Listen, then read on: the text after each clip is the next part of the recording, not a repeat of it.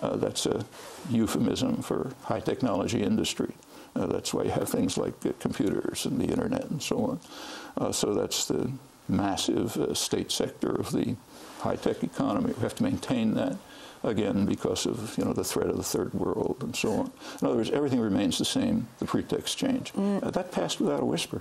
Noam Chomsky, I want to get to Afghanistan. It's the main topic of NATO. It's debate around the issue of the expansion of war in Afghanistan at President Obama's initiative is not the main topic of debate in the United States, meaning whether or not we should be doing this. What do you think?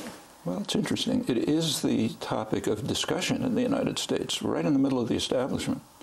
So Foreign Affairs, the main establishment journal, had an interesting article probably 6 months ago, or roughly, by two of the leading specialists on Afghanistan, Barnett Rubin and Ahmed Rashid. And their basic point was that the United States should give up the idea that military victory is the answer to everything. They said that the United States should reorient its policy so that there would be a regional solution in which the concerned countries, that includes crucially Iran, but also India, Russia, China, would themselves work out a regional settlement, and that the Afghans should work something out among themselves. They pointed out correctly that the regional countries are not happy about having a NATO military center based in Afghanistan. It's obviously a threat to them. Now, this is not what's being done. I mean, there's some gestures towards, maybe some undersecretary will say hello to an Iranian representative or something. But that's not the core of the policy that's being pursued. Now, that, side by side with that, is something else that's been happening. There is a significant peace movement in Afghanistan. Exactly its scale, we don't know. But it's enough so that Pamela Constable of the Washington Post, in a recent article in Afghanistan, argued that when the new American troops come, they're going to face two enemies, the Taliban and public opinion, meaning the peace movement whose slogan is put down the weapons and we don't mind if you're here, but for aid and development. We don't want any more fighting. In fact, we know from Western-run polls that about 75% of Afghans are in favor of negotiations among Afghans. Now, that includes the Taliban, who are Afghans.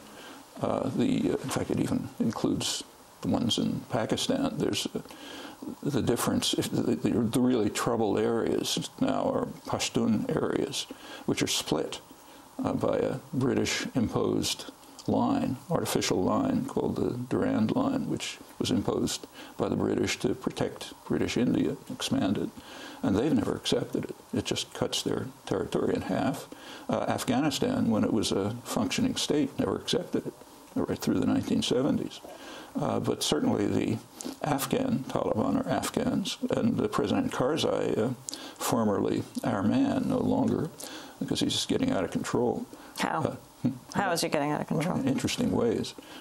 When President Obama was elected, Afghan President Karzai sent him a message, which as far as I know was unanswered, in which he pleaded with President Obama to stop killing Afghans.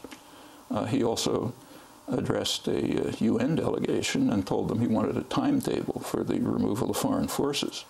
Well, his popularity quickly plummeted.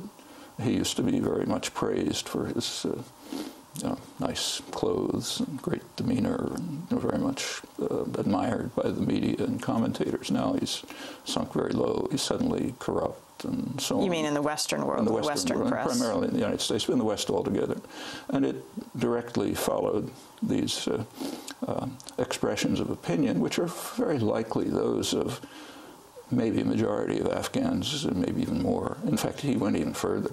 He said that he would invite Mullah Omar, the head of the Taliban, to Afghanistan to try to work out a solution.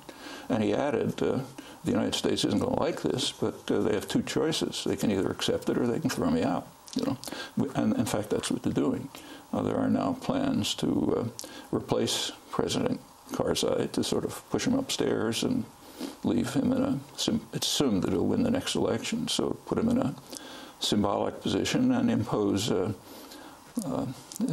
basically U.S.-appointed surrogate who will essentially run the country, because that can't be tolerated.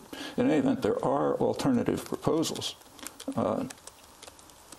They're discussed here, they're widely discussed in Afghanistan at the highest level and apparently among the population, to just move towards a peaceful settlement among Afghans and a regional settlement which would take into consideration the concerns of the neighboring powers. Why do you think Obama is expanding this war, and do you call it Obama's war now? Well, this goes way back. I mean, the United States has sort of a comparative advantage in world affairs, namely military might, not economic power, not treasury reserves. I mean, it's a very powerful state, but it's one of several. It's comparable to Europe. It's comparable to rising East Asia in, say, economic power. But in military power, it is supreme. The United States spends approximately as much as the rest of the world in military force. It's far more technologically advanced. And when you have a comparative advantage, you tend to use it.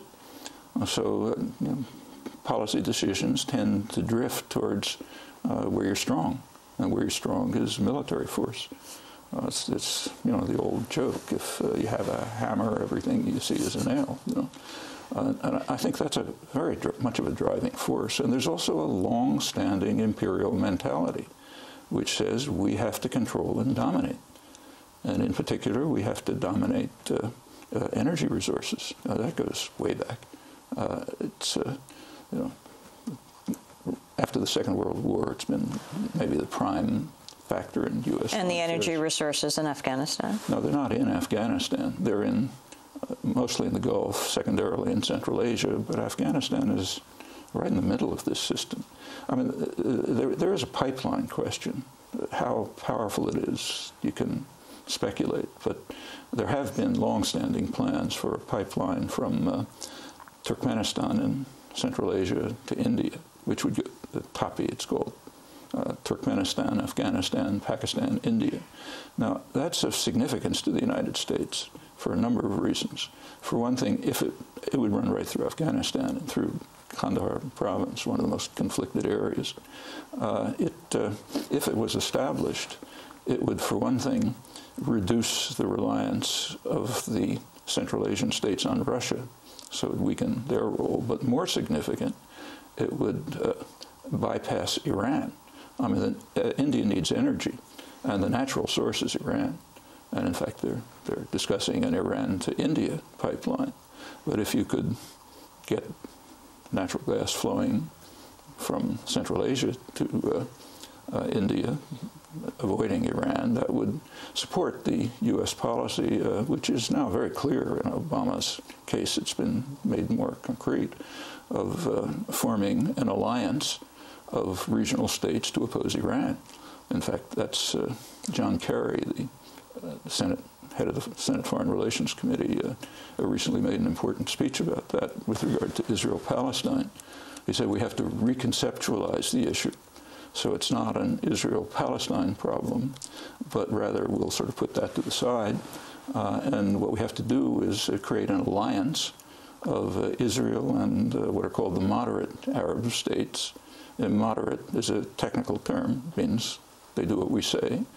So the moderate Arab states include the brutal Egyptian dictatorship, the radical fundamentalist dictatorship in Saudi Arabia, and so on. They're the moderates.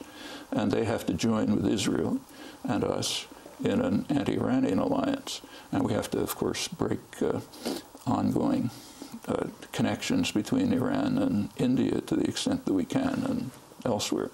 And that puts the Israel-Palestine problem issue to the side. I want to get to Israel-Palestine, but we have to break. And before we do, just a quick question. Do you think Obama should pull the troops out of Afghanistan immediately? Well, I think the Afghans should make that decision. How? they have ways.